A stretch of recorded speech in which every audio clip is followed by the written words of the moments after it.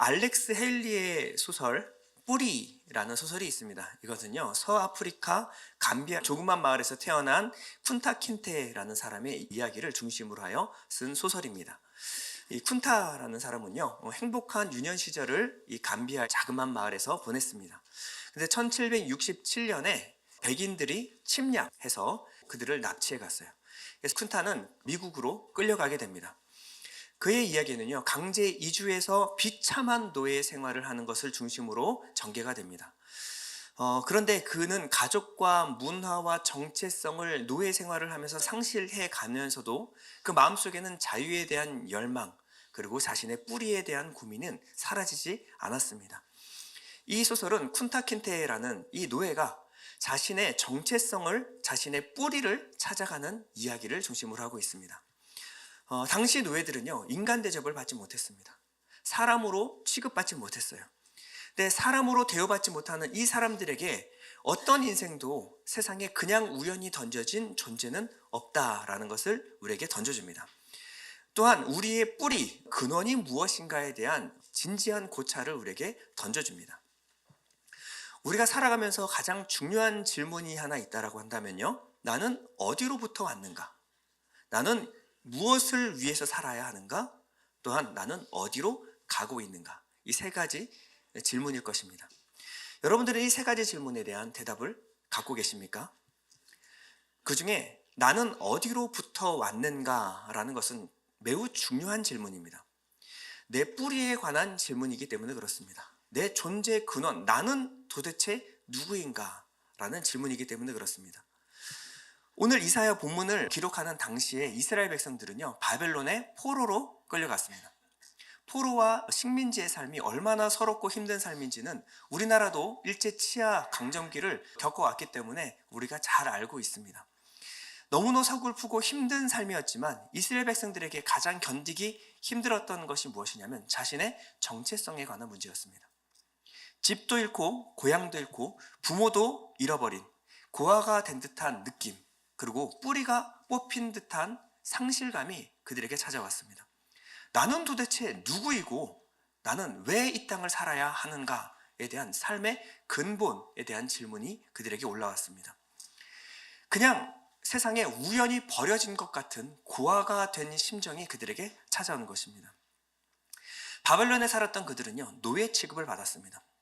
당시 노예는요, 사람 아니고요, 그저 숫자에 불과했습니다.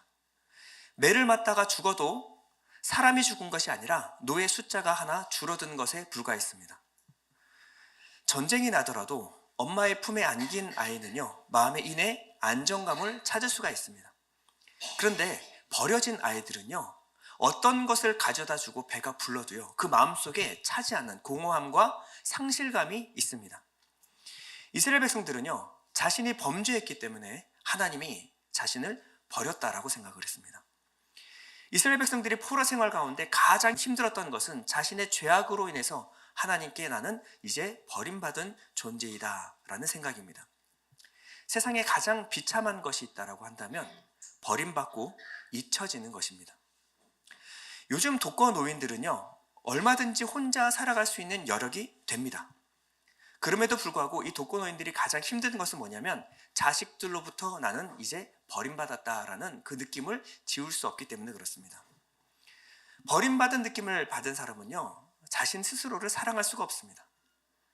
내가 버림받은 이유가 이제는 내가 쓸모 없어졌기 때문이다 라고 생각하기 때문에 그렇습니다. 나는 이제 무가치하기 때문에 자신의 삶을 사랑할 수가 없는 것입니다. 자신을 무가치하고 사랑할 수가 없으니 자존감이 무너지고 더 이상 이 땅을 살아갈 이유와 목적을 상실해버리는 것입니다. 어디서부터 이렇게 어두운 마음이 올라왔을까요? 바로 소외되고 고립되었던 이 고립감이 사람의 마음을 이렇게 어둡게 만드는 것입니다. 우리 삶의 가장 큰 어려움 중에 하나가 무엇이냐면 바로 고립감입니다. 이 소외감, 고립감은요, 이 우울증의 가장 직접적인 원인이 되기도 합니다. 요즘에 우울증이 급하게 늘어나는 이유 중에 하나가 바로 이 고립감입니다. 감옥 안에서 가장 중형이 무엇이냐면 독방에 집어넣는 것입니다. 감옥 안에 이 독방은요, 이 공포 그 자체라고 합니다. 사람과의 단절, 그리고 홀로 되었다, 이제 나는 버림받았다라는 감정이 마음속에서 끊임없이 올라오기 시작합니다. 사람과의 고립, 혼자 되었다라는 이 감정 안에는 수많은 어두운 감정들이 자기 안에서 올라오기 때문에 독방보다 무서운 것은 독방에 갇혔을 때 내 안에서 올라오는 이 무서운 감정들을 이기기가 힘들다는 것입니다. 근데 놀라운 것은 현대를 살아가는 현대인들은요, 일상 가운데 스스로를 외로움과 고립감, 독방으로 자신을 밀어넣는다라는 데 있습니다. 요즘 우리 사회는요, 여러 가지 이유로 홀로 되는 사람들이 굉장히 많습니다. 한 사람 한 사람이 독방에, 외딴 섬에 갇혀 사는 것 같습니다. 이 땅을 살아가는 사람 중에 외롭지 않은 사람이 없고 세상에 어디 하나 의지할 곳이 없이 혼자 각각 살아가는 사람들이 너무나 많이 있습니다. 외딴 섬, 그리고 고아가 된 것 같은 이 고립감에는요, 어두운 감정들이 올라오기 시작합니다. 사람을 믿지 못합니다. 대표적인 어두운 감정이 있다면 바로 사람과 사람과의 관계가 이제 끊어지기 시작한다는 것입니다. 사람과 사람과의 높은 벽을 세워놓고요, 끊임없이 사람을 의심합니다. 상대방을 오해하기 시작합니다. 그래서 내 사랑하는 아이를 어디다가 내놓지를 못합니다. 이 사람들이 두려워하는 것은 들짐승도 아니고요, 우발적인 사고도 아니고 사람을 제일 무서워합니다. 사람을 믿지 못하기 때문에 웬만해서는 마음의 문을 열지 않습니다. 아무한테도 마음을 열지 않고 친밀한 관계를 맺지 못합니다. 관계를 오래 맺어도 그냥 겉핥기로만 오랫동안 사람을 만났는데 그 사람 안에 내 안에 있는 솔직한 얘기를 잘 털어놓지가 않습니다. 그러다 보니 어디 하나 마음 둘 곳 없고 마음 쉴 곳이 없습니다. 군중 속에 살아가는데 군중 속에 이방인처럼 살아가게 됩니다. 그러고 나서 또다시 사람들은 외부와 자신을 차단하고 자신만의 공간 안에 자신을 밀어넣습니다. 이 사람들은 왜 자신의 공간 안에 갇혀 살아갈까요? 왜 독방 안에 살아갈까요? 다른 것도 아니고 사람으로부터 자신을 보호하기 위해서입니다. 사람에게 상처받지 않기 위해서 스스로 독방으로 걸어 들어가는 것입니다. 우리 안에는, 깊은 내면에는 어딘가에 소속되고 싶은 열망이 있습니다. 소속감과 친밀함은 인간의 깊은 본성이기 때문에 그렇습니다. 그래서 외롭게 혼자 살아가는 사람들에게 요즘 가장 유행하는 것이 바로 멤버십입니다. SNS예요. 어디인가 내가 그래도 소속되어 있다라는 소속감을 느끼기 위해서 이런 멤버십 제도가 성행하고 있고요, SNS를 통하여 사람들과 소통합니다. 감정 소모를 최소한 하면서 안전하게 인간관계를 하겠다라는 것이죠. 사람을 만나는데 자그마한 모니터로 사람을 만납니다. 이 안전거리를 내가 스스로 조절할 수 있는 그 거리에서 사람을 만나겠다는 것입니다. 스스로 독방에 갇혀서 소외되지 않으려고 발버둥 치는 모습입니다. 이것은 마치 애처로운 어떤 몸부림에 가까운 모습들입니다. 인간이 외롭고 고독함을 느끼기 시작한 그 시작이 언제부터였을까요? 이것은 굉장히 오래전으로 거슬러 올라갑니다. 이 시작이 바로 죄를 범하여 하나님에게서 끊어졌을 때 인간은 처음으로 두려움을 느낍니다. 그 당시에는 자신을 해할 만한 사람이 없었음에도 불구하고 아담과 하와는요, 두려움을 느끼고 사람을 믿지 못하기 시작합니다. 단절감과 고립감이 시작되었습니다. 그리고 죄를 범한 이후로 하나님을 두려워하기 시작했고요, 그리고 하나님으로부터 버려짐과 잊혀짐을 경험하기 시작합니다. 에덴 동산에서 쫓겨난 이 아담과 하와가 느꼈을 가장 큰 고통이 있다면 단순 노역, 뭔가 일을 해서 무언가 얻어야 된다라는 이 노역보다 더 힘든 것이 바로 죄로 인해서 하나님과 단절되고 하나님께 버려졌다라고 하는 버려짐과 고립감이었습니다. 그는 영원히 안식할 만한 고향을 잃어버렸습니다. 그는 이제 뿌리가 뽑혀버린 것 같은 상실감을 경험해야만 했습니다. 이것이 참 견뎌내기 힘든 아픔이었습니다. 지금 이스라엘 백성들은요, 바벨론에 끌려가서 바로 이 아픔을 느끼고 있는 것입니다. 자신의 영혼이 쉴 만한 고향을 잃어버렸고요, 자신의 죄악으로 인해서 하나님으로부터 버려지고 잊혀진 존재가 되었다라는 것입니다. 이 뿌리가 잘려나간 듯한 이 상실감, 이 포로 생활보다 더 힘든 것이 바로 이 상실감과 버려짐, 고립감이었습니다. 고아와 같이 살아가던 이스라엘 백성들에게 하나님이 찾아오셨습니다. 이 고립감으로 나는 하나님께 버려졌다, 죄를 지은 우리는 이제 하나님께 잊혀진 존재다라고 생각하는 이 이스라엘 백성들에게 하나님이 찾아와서 던진 말씀은 굉장히 놀라운 말씀이었습니다. 하나님은 이스라엘 백성들에게 이렇게 말합니다. 나는 단 한순간도 너희를 잊은 적이 없다. 하나님은 당신이 이스라엘 백성들을 얼마나 사랑하시는지 젖 먹는 자식을 돌보는 이 엄마의 사랑에 빗대어서 말씀하십니다. 오늘 15절에 보면요, 여인이 어찌 그 젖 먹는 자식을 잊겠으며 자기 태에서 난 아들을 긍휼히 여기지 않겠느냐.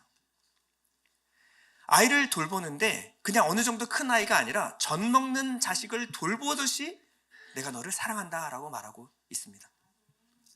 아이를 기르는 엄마는요, 단 한순간도 아이에게서 마음을 떼지 못합니다. 한순간도 눈을 떼지 못합니다. 특별히 젖 먹는 아이를 기르는 엄마는요, 잠시도 이 아이에게서 떨어질 수가 없습니다. 24시간 함께 꼬박 그 아이를 돌봐야 합니다. 그 아이의 일거수일투족, 그리고 이 아이의 몸짓, 상태를 항상 살핍니다. 이 아이가 아플 때는요, 꼬박 밤을 지새워서 아이를 돌볼 때도 있습니다.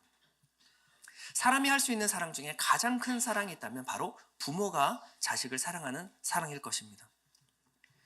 그러나 부모의 사랑에도요, 이 사랑이 참 위대하다고는 하지만 완전하진 않습니다. 부모는 자식을 돌보고 사랑하지만 부모도 사람이기에 부족하고 실수하고 한계를 가지고 있는 것입니다. 엄마가 아이를 차 안에 두고 잠시 다른 일을 하다가 사고가 나기도 합니다. 육신의 부모가 자식을 사랑하는 그 사랑에는요, 이기심도 있고 자기 욕심도 있고 편애도 있습니다. 그래서 그 사랑을 받는 아이들이 때로는 엄마, 아빠의 사랑이 버겁기도 합니다. 그 기대가 너무 크고 자신의 원함과 부모의 원함이 어긋났을 때 이 많은 충돌과 갈등을 겪기도 합니다. 요즘은요, 시대가 악해지다 보니까 자식을 버리는 부모도 있습니다. 자식을 학대하는 부모도 있고요, 자식과 동반 자살을 시도하는 부모도 있습니다. 이렇게 사람이 할 수 있는 사랑은요, 한계가 있습니다. 불완전합니다. 그런데 하나님은 이렇게 말씀하십니다. 혹시 그 여인이 자식을 잊는 일이 있어도 나 여호와는 결코 잊지 않겠다. 그들은 혹시 잊을지라도 나는 너를 잊지 아니할 것이라. 오늘 16절에 보면요, 내가 너를 손바닥에 새겼고 라고 말씀하십니다. 하나님의 손바닥에 우리 이름을 문신했다라고 말하고 있습니다. 당시 바벨론은요, 자기의 섬기는 신을 자기 몸 한 부분에다가 문신을 하는 것이 유행이었습니다. 그런데 우리가 어떤 신의 이름을 문신하는 것이 아니라 신이신, 유일한 신이신 하나님께서 자신의 손에다가 우리의 이름을 문신했다라고 말하고 계십니다. 요즘 문신하기를 좋아하는 청년들도요, 웬만해서는 자기 여자친구 이름을 문신하지는 않습니다. 당장은 변함없이 영원히 사랑할 것 같지만 본인도 본인 스스로를 다 믿을 수는 없으니까요, 혹시라도 문신을 했다가 헤어지면요, 다음에는 그 여자친구와 똑같은 이름을 가진 여자친구를 만나야만 합니다. 그렇기 때문에 과감하게 이름을 새길 수는 없는 것입니다. 근데 하나님은 손을 펴시면 하나님의 손에 우리의 이름이 기록되어 있다라고 말씀하십니다. 사랑하시되 변함없이 영원히 사랑하겠다라는 거예요. 젖 먹는 자식같이 돌보시고 사랑하시되 영원히 변함없이 내가 너희를 그렇게 사랑했겠다라고 말씀하시는 것입니다. 하나님은 이름뿐만 아니라 컬러 사진을 붙여다가 새겨놓았을지도 모릅니다. 예전에 저희 할머니 살아계실 때는요, 저희 어린 손자 진표를 너무나 사랑해 주셨습니다. 그래서 손자, 하나밖에 없는 손자 진표 사진첩을 하나 만들어 드린 적이 있어요. 그랬더니요, 이 사진을 보시면서 진표한테 말을 거시기 시작하셨습니다. 어떤 사진을 보면 아이고 우리 손자 찡그리고 있네, 왜 이 할미가 뭐 해줄까, 이 사진에다가 여기 진표한테 말을 거시는 할머니를 제가 봤습니다. 하나님이 손바닥에 우리를 새기고 하나님이 우리에게 그렇게 말씀을 거실 것 같아요. 스바냐 3장 17절에 보면 이렇게 말씀하십니다. 너로 인하여 내가 기쁨을 이기지 못하며 너를 잠잠히 사랑하시며 너를 즐거이 부르며 기뻐하시리라. 우리를 얼마나 사랑하시는지 우리 얼굴만 보면, 우리 이름만 보면 하나님 입가에 미소가 지어질 정도로 우리를 사랑하신다라고 말씀하십니다. 하나님의 컴퓨터 바탕화면에는 우리의 사진이 뜰 겁니다. 컴퓨터만 키면 우리의 얼굴이 뜰 거예요. 하나님의 카톡 푸사에는 우리와 즐거웠던 추억이 가득 담긴 사진들이 그 푸사로 남겨져 있을 것입니다. 하나님은 우리를 절대 잊어버릴 수도 없고 잊지도 않으시고, 그리고 우리를 너무나 사랑하고 계시다라고 말씀하시는 것입니다. 오늘 16절 하반절에 보면 너의 성벽이 항상 내 앞에 있나니. 여러분, 당시에 예루살렘의 성벽은 다 무너진 상태였습니다. 근데 하나님 말씀하십니다. 그 성벽이 내 앞에는 여전히 있다. 정확히 말하면 너의 무너진 성벽이 내 눈앞에는 항상 있다라는 거예요. 무너진 성벽, 우리 안에는 사람들이 보지 못하는 무너진 내면이 있습니다. 사실 그것을 누구에게도 우리는 속 시원하게 꺼내놓을 수 있는 사람이 없는 실정입니다. 누구도 믿을 수 없고 누구에게도 마음을 열기가 쉽지 않은 상황이에요. 근데 하나님은 뭐라고 말씀하시냐면 너의 허물어진 성벽이 항상 내 눈앞에 있다라는 겁니다. 그저 우리를 사랑하시는 것이 아니라 우리의 무너진 마음과 과거의 상처, 아무도 알지 못하는 내 내면의 은밀한 상처까지도 하나님은 다 보고 계시다라는 것입니다. 하나님이 보고 계시다라고 하는 것은요, 우리를 다시 위로하시고 다시 회복시키시겠다는 하나님의 말씀이십니다. 오늘 17절 보면 이렇게 말씀하십니다. 내 자녀들은 빨리 걸으며 너를 헐며 너를 황폐하게 하던 자들은 너를 떠나가리라. 여기서 이 자녀들이라고 하는 것은 히브리어를 헬라어로 바뀐 70인역에 보면요, 건축자들로 바꿔서 번역을 했습니다. 무너진 성벽을 재건하기 위하여 이스라엘이 서둘러서 귀환할 것을 말하는 거죠. 그래서 표준 세번역으로 본문을 보면요, 이렇게 번역을 합니다. 너를 건축할 사람들이 곧 올 것이니 너를 파괴하는 사람과 황폐하게 하는 사람이 너를 곧 떠날 것이다.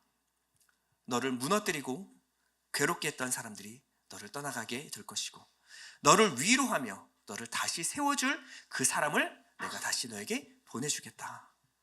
하나님이 우리에게 위로해줄 사람, 도와줄 사람을 붙여주시겠다라고 약속하시는 것입니다. 지금 당장은 힘들 수가 있습니다. 이 고난이 쉬이 지나지 않을 수도 있습니다.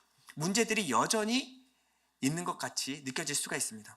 근데 하나님 말씀하십니다. 이 문제 곧 쉬이 지나가게 될 것이고 내가 반드시 위로하고 다시 세워줄 사람을 너에게 보내주겠다라고 말씀하십니다. 오늘 이 말씀이 우리에게 주시는 메시지가 무엇일까요? 바로 하나님의 사랑을 의심하지 말라는 것입니다. 다른 것은 다 의심해도, 사람은 믿지 못해도 하나님은 의심하지 말고 믿으라는 것입니다. 사탄이 우리에게 주는 가장 큰 것이 있다면 바로 의심하게 만드는 것입니다. 의심하는 병처럼 무서운 게 없어요. 한번 의심하기 시작하면요, 수많은 오해들이 생깁니다. 하나님의 말씀을 봐도 올바로 깨달을 수가 없습니다. 하나님 말씀 가운데 하나님의 본심을 읽을 수가 없습니다. 왜냐하면 하나님의 사랑을 믿지 못하기 때문에 그렇습니다. 구약 선지자들을 보내서 하나님이 끝없이 말씀하시고자 했던 하나님의 본심, 하나님의 진심이 무엇이었을까요? 바로 하나님은 여전히 백성들이 돌아오기를 원하신다라는 거예요.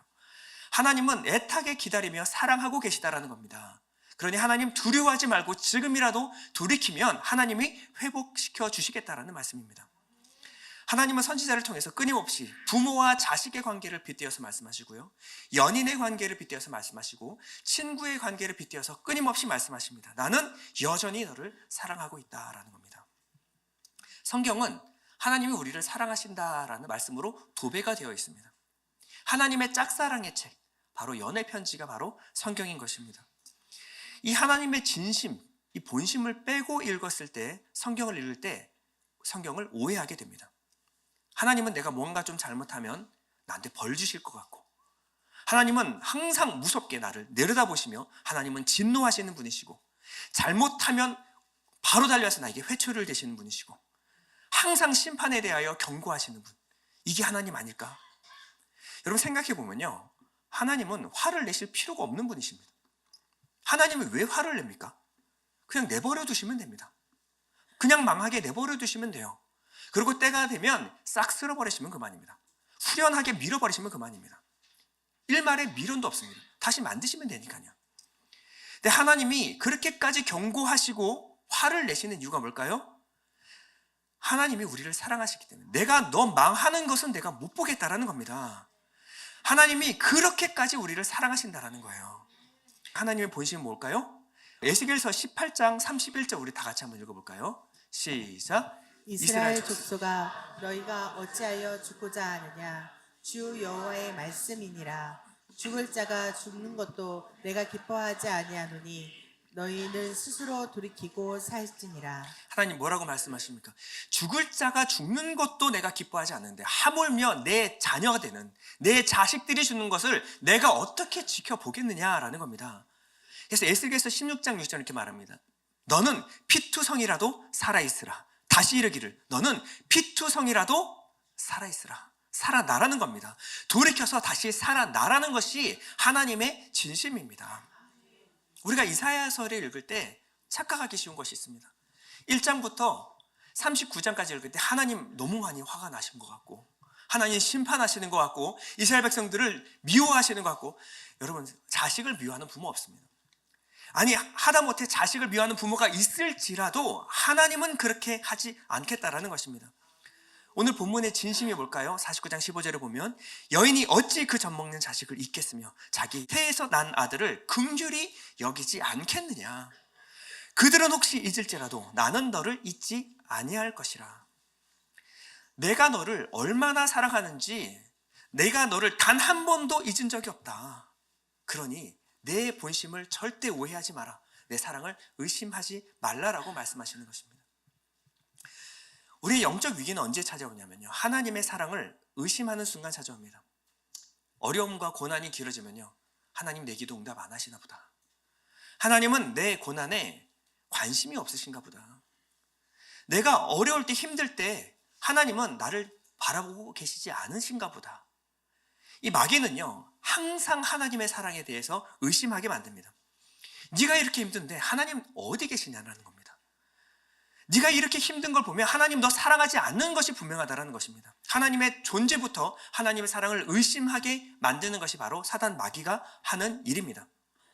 영적 침체는요, 이 말에 귀를 기울일 때, 이 우리의 어두운 마음은 이 말에 귀를 기울일 때 시작됩니다. 하나님과의 관계가 서먹해집니다. 하나님 말씀을 오해하기 시작합니다. 어떤 말씀을 줘도 마음이 돌처럼 딱딱해집니다. 하나님은 내게 관심이 없어. 하나님은 나 사랑하지 않아. 하나님은 나를 돌보고 계시지 않아. 이런 마음으로 예배를 아무리 오래 드려도, 말씀을 아무리 읽어도 하나님의 본심을 읽을 수가 없는 것입니다. 하나님은 우리에게 하나님의 사랑을 의심하지 못하도록 강력하게 한 가지 사건을 일으키십니다. 바로 십자가 사건입니다. 하나님은 우리에 대한 자신의 사랑을 십자가에서 이 절정으로 보여주셨습니다. 요한일서 4장 9절에 보면 하나님의 사랑이 우리에게 이렇게 나타난 바 되었으니 하나님이 자기의 독생자를 세상에 보내심은 그로 말미암아 우리를 살리려 하심이라. 사랑은 여기 있으니 우리가 하나님을 사랑하는 것이 아니요 하나님이 우리를 사랑하사 우리 죄를 속하기 위하여 화목제물로 그 아들을 보내셨습니다. 하나님의 확실한 증거가 뭐죠? 자신의 생명, 자신의 아들을 우리에게 주시기까지 우리를 사랑하신 바로 그 십자가입니다. 우리의 감정은 믿을 수가 없습니다. 조변석계, 항상 맨날 변하는 것이 우리의 마음입니다. 아침의 마음, 점심의 마음, 저녁의 마음이 매번 달라요. 우리의 마음으로 하나님을 바라보면요, 하나님도 믿을 수가 없습니다. 그런데 우리가 바라봐야 될 것은요, 바로 십자가입니다. 우리가 뿌리를 박아야 될 것은 바로 십자가입니다. 우리의 신앙이 십자가 앞에 뿌리를 박아야 될 것은요, 이 그 아들을 보내고 나를 사랑하셨다라는 확실한 증거가 바로 십자가에서 드러났기 때문에 그렇습니다. 로마서 5장 8절 이렇게 말합니다. 우리가 아직 죄인 되었을 때에 그리스도께서 우리를 위하여 죽으심으로 하나님께서 우리에 대한 자기 사랑을 확증하셨느니라. 언제요? 우리가 아직 죄인 되었을 때에, 우리가 자격 없을 때에, 하나님의 마음에 대못을 박았을 때에, 우리의 지금 형편과 자질로는 하나님께 나아갈 수 없는 그 상태에서 하나님은 자신의 사랑을 확증하셨습니다. 이런 십자가는요, 역사 가운데 이미 일어나버린 사건이에요. 역사적인 사건입니다. 우리의 마음이 아무리 바뀌어도요, 역사 가운데 일어난 이 사건은요, 뿌리를 뽑아버릴 수가 없습니다. 사단 마귀가 와서 아무리 하나님의 사랑을 우리에게 의심하게 만든다 할지라도 역사 가운데 이미 일어난 십자가 사건은 확실하게 우리를 사랑하신다라는 확실한 증표인 것입니다. 로마서 8장 37절에 이렇게 말합니다. 그러나 이 모든 일에 우리를 사랑하시는 이로 말미암아 우리가 넉넉히 이기느니라. 내가 확신하노니 사망이나 생명이나 천사들이나 권세자들이나 현질이나 장렬이나 능력이나 높음이나 기쁨이나 다른 어떤 피조물이라도 우리를 우리 주 그리스도 예수 안에 있는 하나님의 사랑에서 끊을 수 없으리라. 여러분, 결론입니다. 고아가 힘든 것은요, 낮에 아이들과 한참 신나게 놀 때는 그때는 몰라요. 근데 저녁이 되어서 뉘엿뉘엿 해가 저물어가고 아이들이 하나 둘씩 돌아가고 나면 절실히 엄마의 품이 그리워질 때, 그때가 고아가 가장 힘든 시기입니다.